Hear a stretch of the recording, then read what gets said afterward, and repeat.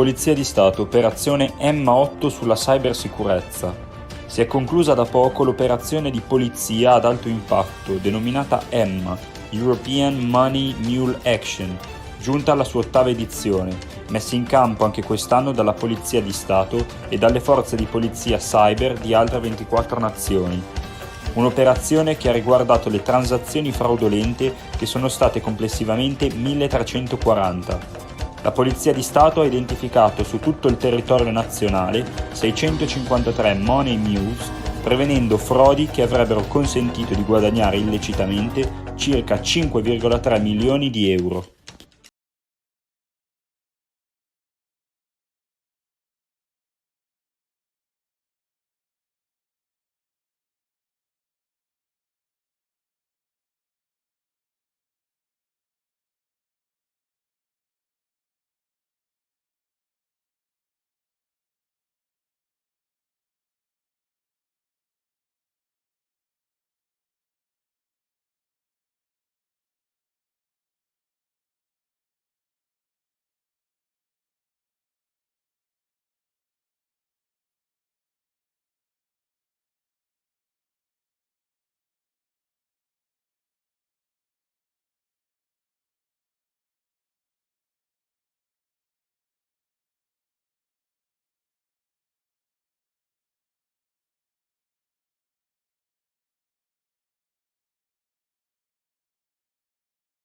Il Comune di Milano ha attivato 2 avvisi di interesse per concessionari di impianti sportivi e associazioni sportive non a scopo di lucro che svolgono le loro attività sul territorio di Milano.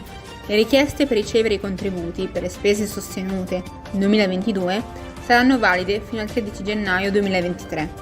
Per sostenere queste realtà, l'amministrazione comunale ha stanziato complessivamente 1 milione di euro. È partito i 700.000 euro che saranno destinati ai concessionari e i restanti 300.000 andranno alle associazioni o società sportive che avranno soddisfatto tutti i requisiti richiesti. La prima seduta dell'Assemblea permanente dei cittadini sul clima, cioè l'organismo di partecipazione civica, nato per dare voce alle persone residenti a Milano, nelle attività inerenti alla lotta al cambiamento climatico, la qualità dell'aria e la transizione ecologica, si è svolta sabato 3 dicembre all'Acquario Civico. Presenti per portare il saluto dell'amministrazione l'assessora all'ambiente verde Elena Grandi, con l'assessora ai servizi civici e partecipazione Gaia Romani. Si sono riuniti i primi 45 tra cittadini e cittadine milanesi coinvolti nel progetto.